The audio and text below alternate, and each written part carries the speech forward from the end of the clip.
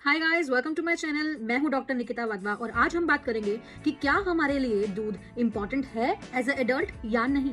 दूध को पचाने के लिए हमारी बॉडी में एक एंजाइम का होना बहुत जरूरी है जिसे हम बोलते हैं लैक्टेज, जो दूध को यानी लैक्टोज को पचाता है हमारे स्मॉल इंटेस्टाइन में। इसीलिए दूध इजीली एब्जॉर्ब हो जाता है क्योंकि वो एंजाइम दूध को ब्रेक कर देता है और इंटेस्टाइन उसको एब्जॉर्ब कर लेता है। ये एंजाइम जो होता है ये बच्चों में बहुत ज्यादा अमाउंट में होता है, इसीलिए बच्चे इजीली दूध को पचा पाते हैं। जब हम 5 साल के हो जाते हैं, 5 साल के बाद लैक्टेज एंजाइम की प्रोडक्शन हमारी बॉडी में कम होनी शुरू हो जाती है और जब तक हम 30 साल के होते हैं वो बिल्कुल ही बंद हो जाती है, जिस वजह से हम लोग दूध को नहीं पचा पाते और इसी वजह से maximum percentage of population lactose intolerant होती है। तो क्या होगा अगर बॉडी में लैक्टेज एंजाइम नहीं होगा? जो हमारे लार्ज इंटेस्टाइन में बैक्टीरियाज होते हैं, दूध हमारा उन तक पहुंचेगा। वो बैक्टीरिया उस दूध को पी के हमें बदले में ब्लोटिंग, गैस और डायरिया देते हैं। अगर हम किसी से जनरली पूछते हैं कि आप दूध पीना क्यों प्रेफर करते हैं, तो मैक्सिमम पॉपुलेशन का ये जवाब होगा फॉर स्ट्रॉन्ग बोन्स। और स्ट्रॉन्ग बोन्स कैसे होंगी? अगर हमारी बॉडी में कैल्शियम होगा। तो दूध अगर हम एक क्वांटिटी देखें कि एक एवरेज क्वांटिटी हम 1 कप मिल्क पीते हैं तो उसमें कितना अमाउंट कैल्शियम होगा? अप्रोक्स 276 mg ऑफ कैल्शियम होना चाहिए उसमें। पर क्या ये हमारी डेली नीड ऑफ कैल्शियम को पूरा करने के लिए इनफ है? नहीं, हमें अप्रोक्सीमेटली 1000 to 1200 mg कैल्शियम की रिक्वायरमेंट होती है डेली। तो अब दूध हमारी कैल्शियम की नीड को तो पूरी नहीं कर रहा है, तो और हमें क्या दे रहा है? फैट दे रहा है। जो होल फैट मिल्क हम लोग पीते हैं वो हमें ऐसे फैट्स दे रहा है जो हमारी बॉडी के लिए अच्छे नहीं होते हैं। फैट के साथ साथ एडिशनल शुगर्स भी। अगर कोई कहे कि हम होल फैट मिल्क नहीं पीते, हम स्किम्ड मिल्क पीते हैं, तो फॉर देम उनके अंदर भी कुछ grams of fat plus sugar भी होते हैं, which is harmful again. Milk को नंबर 1 सोर्स माना गया है फॉर सैचुरेटेड फैट्स। मैंने बहुत सारे स्टडीज देखे हैं, बहुत सारे स्टडीज रिसर्च पढ़े हैं। मैंने एक चीज नोट की है कि जो वेबसाइट सिर्फ मिल्क को प्रमोट करती हैं वो वेबसाइट सिर्फ पॉजिटिव एस्पेक्ट दिखाती हैं मिल्क के। ऑब्वियस है क्योंकि उनको एडवर्टाइज करना है अपने प्रोडक्ट को। बट ऐसे वेबसाइट्स जो सिर्फ पर्टिकुलर एक मिल्क को टारगेट नहीं करता है, सिर्फ उनमें ही मैंने ड्रॉबैक्स देखे हैं मिल्क को लेके।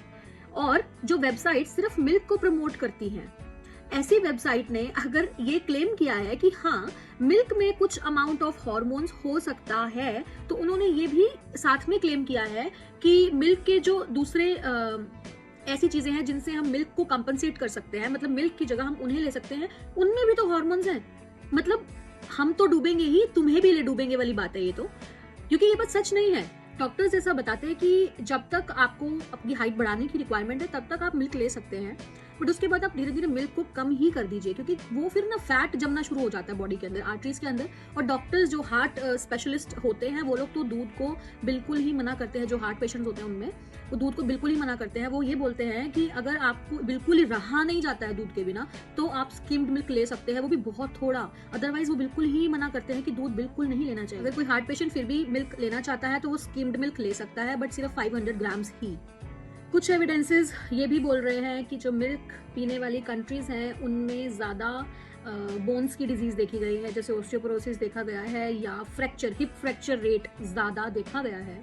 मैंने इस पे बहुत सारा रिसर्च किया है। तो कुछ वेबसाइट कहती है कि हाँ ऐसा होता है, कुछ वेबसाइट कहती है कि नहीं ऐसा नहीं होता है।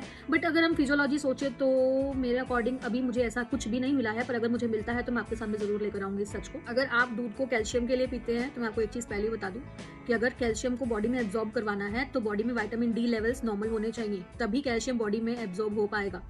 और मैक्सिमम पॉपुलेशन की विटामिन डी लेवल्स कम होते हैं। इसके साथ साथ कुछ एविडेंसेस ये भी क्लेम करते हैं कि मिल्क ज्यादा अमाउंट में पीने से फीमेल्स में एंडोमेट्रियल कैंसर्स और मेल में प्रोस्टेट कैंसर्स पॉसिबल है। किसी को गलत सही नहीं बोल रही हूँ, मैं सिर्फ इतना कह रही हूँ कि जो भी चीज़ लें आप लिमिट में लें। अगर आप दूध के बिना जिंदा नहीं रह सकते, दूध लेना ही लेना है, आपकी हैबिट बन चुकी है, तो आप 1 ग्लास से ज़्यादा एक दिन में ना लें।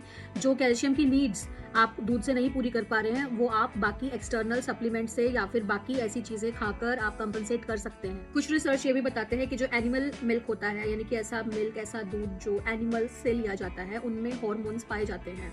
अब ये बात कितनी सच है कितनी नहीं है वो मुझे नहीं पता है। कुछ वेबसाइट्स में है कि ऐसा होता है, कुछ वेबसाइट्स में है कि ऐसा नहीं होता है। तो मुझे नहीं पता है, बट जैसे मैंने कुछ जगह ये भी देखा कि जो मार्केट में बेसिकली मिल्क मिलता है वहाँ पे इनके अलग अलग कंपार्टमेंट्स बनाए जाते हैं जिन पे लिखा होता है कि ये हार्मोन फ्री है।